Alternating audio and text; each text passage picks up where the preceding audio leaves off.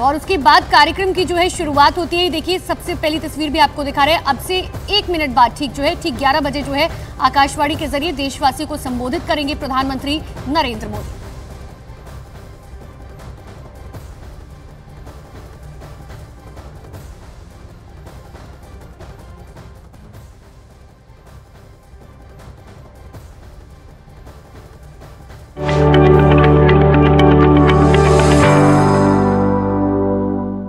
मेरे प्यारे देशवासियों, नमस्कार। मन की बात में आपका स्वागत है। लेकिन आज 26 नवंबर हम कभी भी भूल नहीं सकते हैं। आज के ही दिन देश पर सबसे जघन्य आतंकी हमला हुआ था। आतंकियों ने मुंबई को, पूरे देश को थर्रा कर रख दिया था। लेकिन ये भारत का सामर्थ्य है कि हम उस हमले से उबरे और अब पूरे हौसले के साथ आतंक को कुचल भी रहे हैं। मुंबई हमले में अपना जीवन गंवाने वाले सभी लोगों को मैं श्रद्धांजलि देता हूं।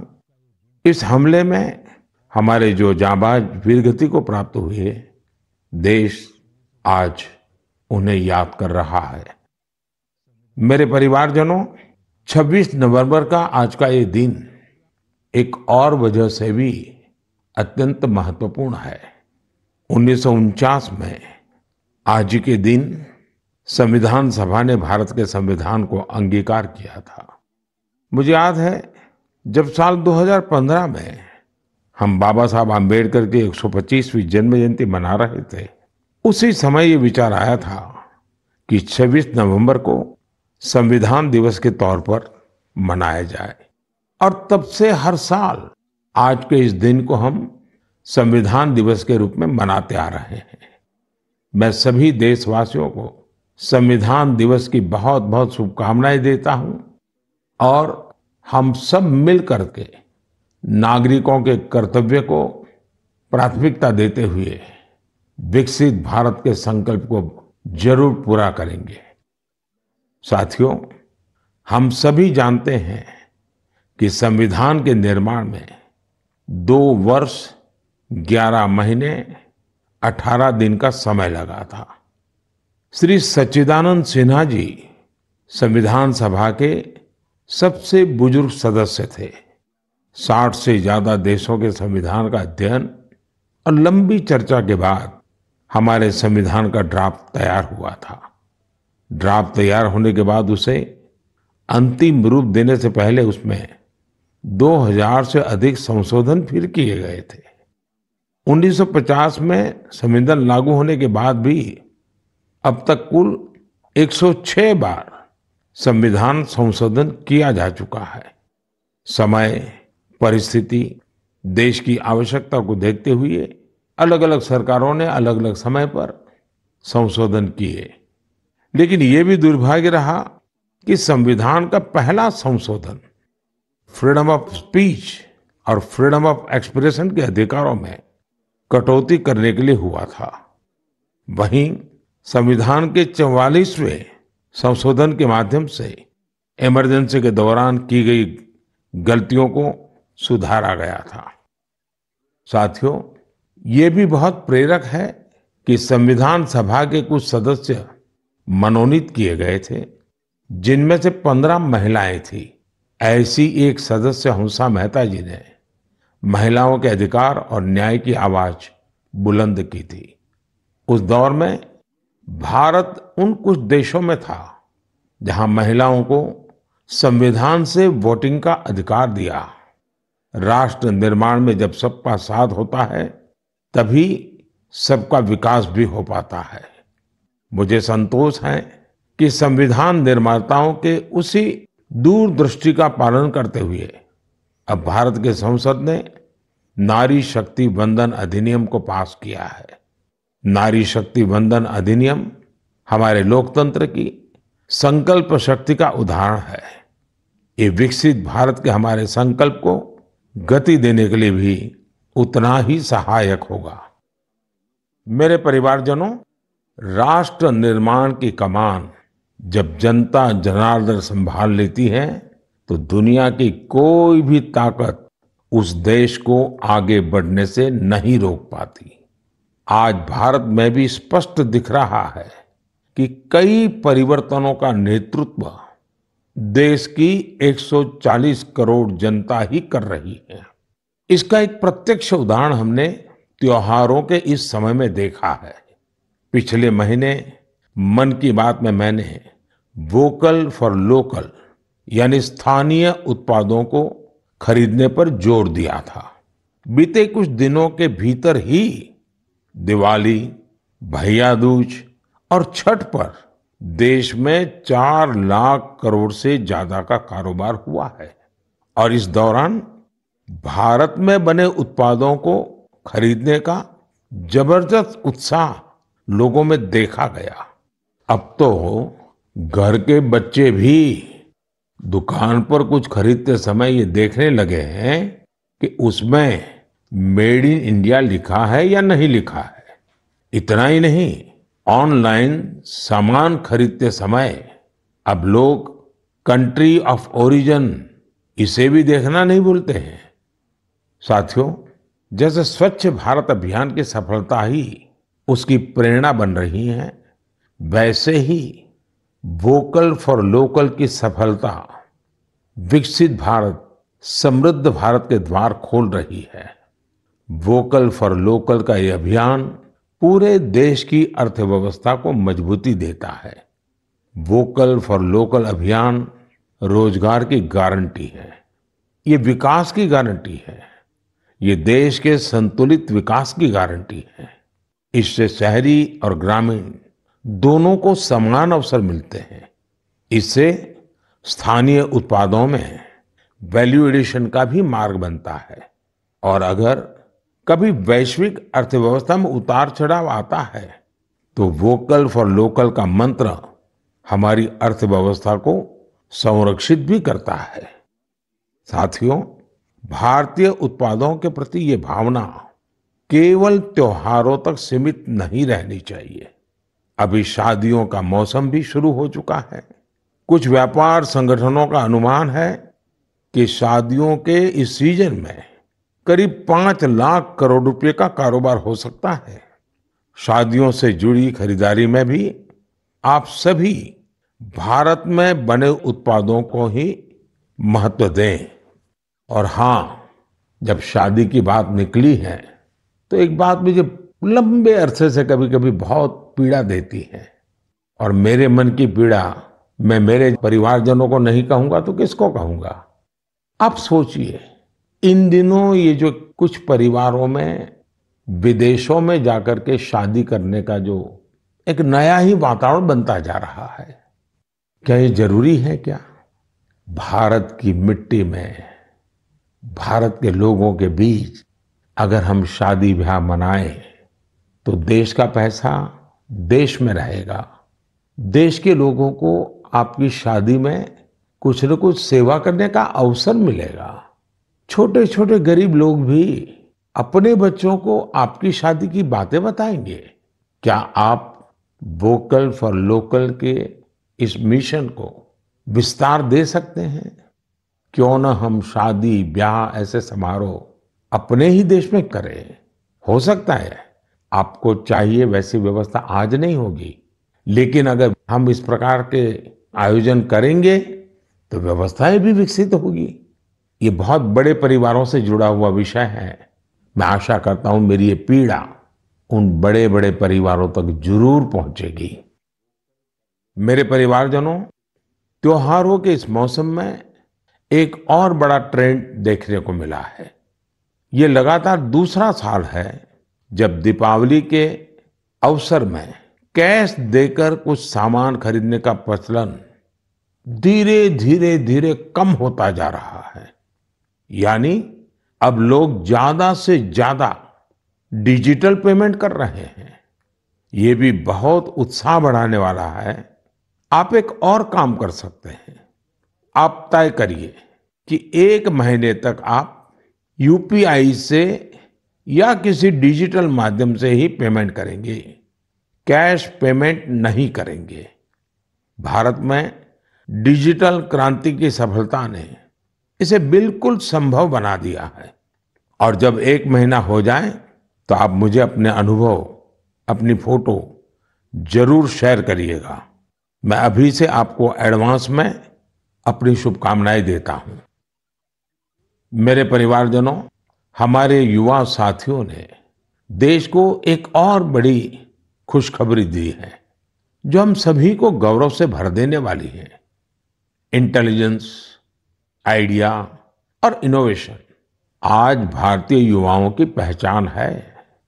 इसमें टेक्नोलॉजी के कॉम्बिनेशन से उनकी इंटेलेक्चुअल प्रॉपर्टीज में निरंतर बढ़ोतरी हो, ये अपने आप में देश के सामर्थ्य को बढ़ाने वाली महत्वपूर्ण प्रगति है। आपको ये जानकर अच्छा लगेगा कि 2022 में भारतीयों के पेटेंट आवेदन में 31% से ज्यादा की बढ़ोतरी हुई है। वर्ल्ड इंटेलेक्चुअल प्रॉपर्टी ऑर्गेनाइजेशन ने एक बड़ी ही दिलचस्प रिपोर्ट जारी की है।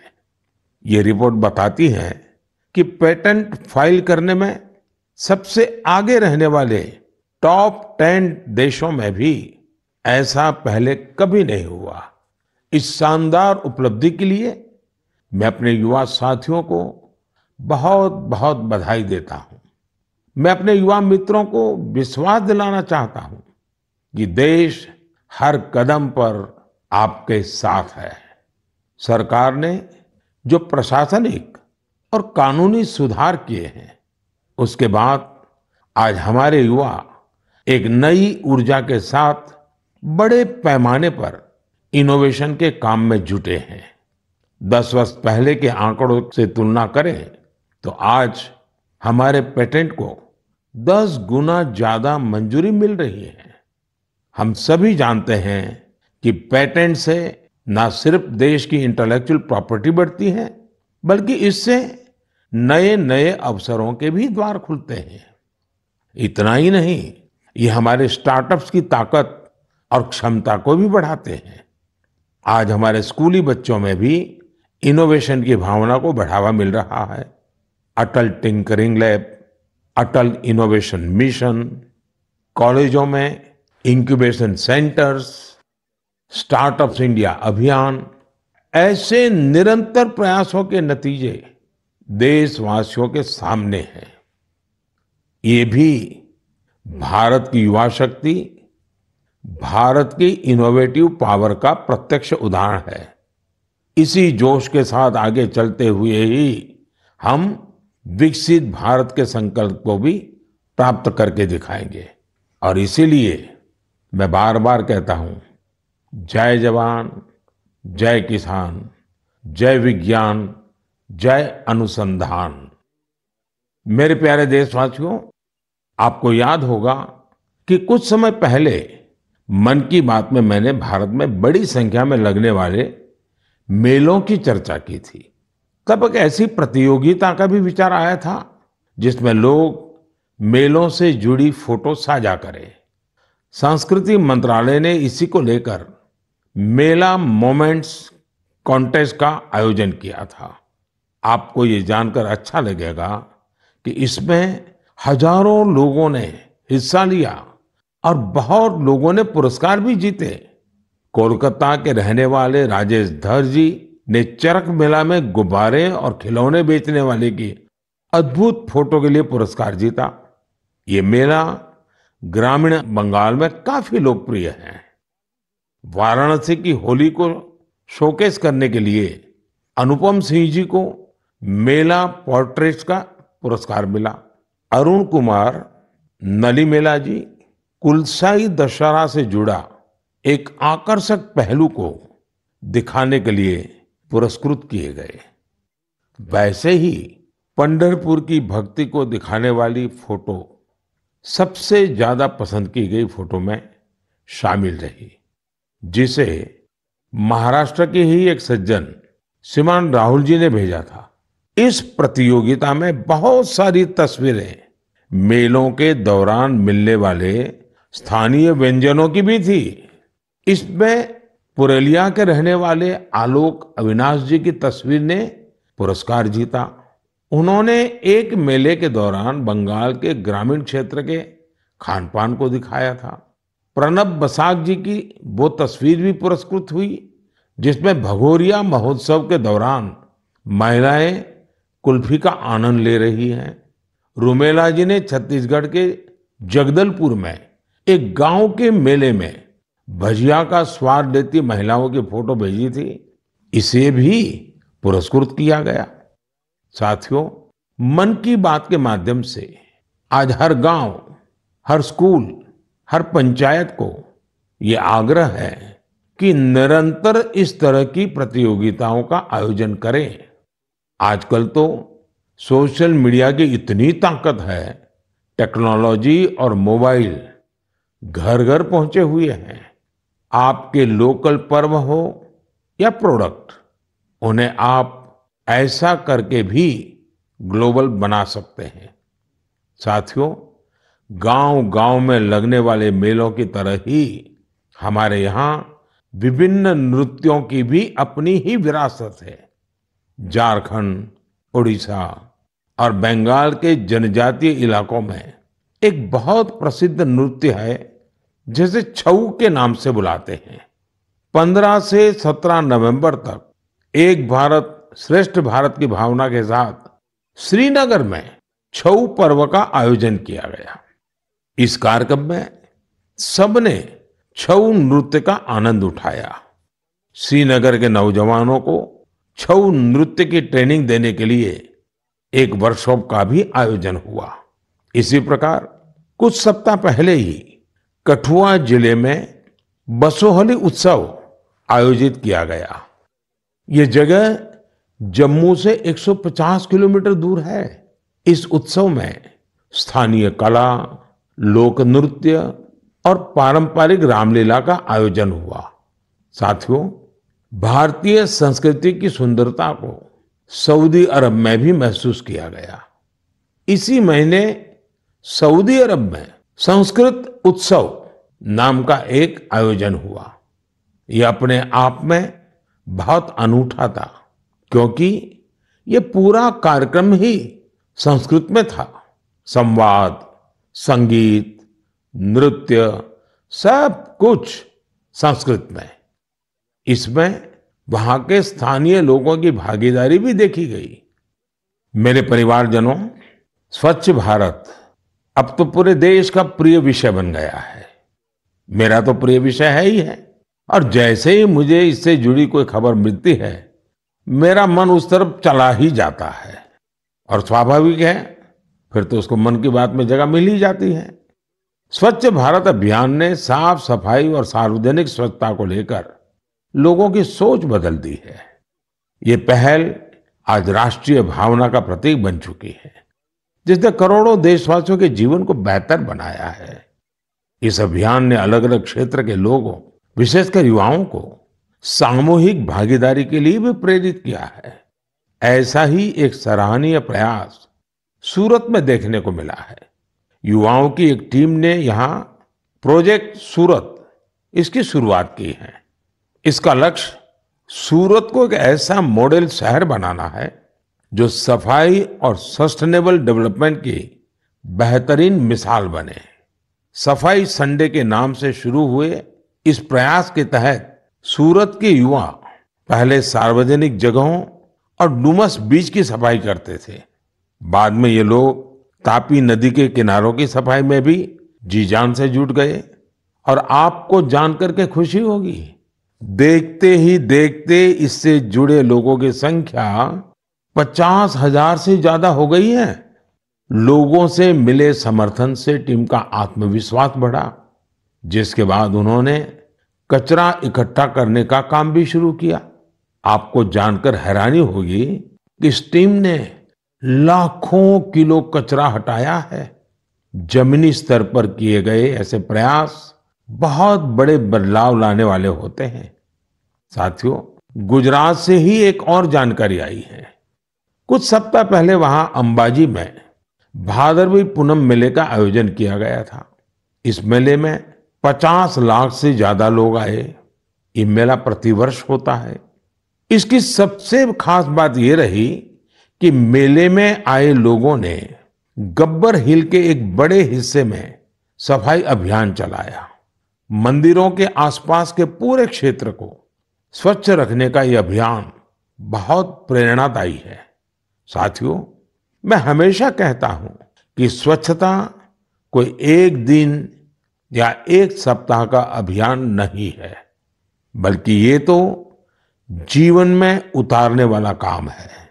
हम अपने आसपास ऐसे लोग देखते भी हैं जिन्होंने अपना पूरा जीवन स्वच्छता से जुड़े विषयों पर ही लगा दिया। तमिलनाडु के कोयम्बटूर में रहने वाले लोगानाथन जी भी बेमिसाल है। बचपन में गरीब बच्चों के फटे कपड़ों को देखकर वे अक्सर परेशान हो जाते थे। इसके बाद उन्होंने ऐसे बच्चों की मदद का प्रण लिया और अपनी कमाई का एक हिस्सा इन्हें दान देना शुरू कर दिया। जब पैसे की कमी पड़ी तो लोगानाथन जी ने टॉयलेट तक साफ किए ताकि जरूरतमंद बच्चों की मदद हो सके। वे पिछले 25 सालों से पूरी तरह समर्पित भाव से अपने इस काम में जुटे हैं और अब तक 1500 से अधिक बच्चों की मदद कर चुके हैं। मैं एक बार फिर ऐसे प्रयासों की सराहना करता हूं। देश भर में हो रहे इस तरह के अनेकों प्रयास न सिर्फ हमें प्रेरणा देते हैं, बल्कि कुछ नया कर गुजरने की इच्छा शक्ति भी जगाते हैं। मेरे परिवारजनों, 21वीं सदी की बहुत बड़ी चुनौतियों में से एक है जल सुरक्षा। जल का संरक्षण करना जीवन को बचाने से कम नहीं है। जब हम सामूहिकता की इस भावना से कोई काम करते हैं तो सफलता भी मिलती है। इसका एक उदाहरण देश के हर जिले में बन रहे अमृत सरोवर भी है। अमृत महोत्सव के दौरान भारत ने जो 65,000 से ज्यादा अमृत सरोवर बनाए हैं, वो आने वाली पीढ़ियों को लाभ देंगे। अब हमारा ये भी दायित्व है कि जहां जहां अमृत सरोवर बने हैं, उनकी निरंतर देखभाल हो, वो जल संरक्षण के प्रमुख स्रोत बने रहें। साथियों, जल संरक्षण की ऐसी ही चर्चाओं के बीच मुझे गुजरात के अमरेली में हुए जल उत्सव का भी पता चला। गुजरात में 12 मास बहने वाली नदियों का भी अभाव है, इसलिए लोगों को ज्यादातर बारिश के पानी पर ही निर्भर रहना पड़ता है। पिछले 20-25 साल में सरकार और सामाजिक संगठनों के प्रयास के बाद वहां की स्थिति में बदलाव जरूर आया है और इसलिए वहां जल उत्सव की बड़ी भूमिका है। अमरेली में हुए जल उत्सव के दौरान जल संरक्षण और झीलों के संरक्षण को लेकर लोगों में जागरूकता बढ़ाई गई। इसमें वाटर स्पोर्ट्स को भी बढ़ावा दिया गया। वाटर सिक्योरिटी के जानकारों के साथ मंथन भी किया गया। कार्यक्रम में शामिल लोगों को तिरंगे वाला वाटर फाउंटेन बहुत पसंद आया।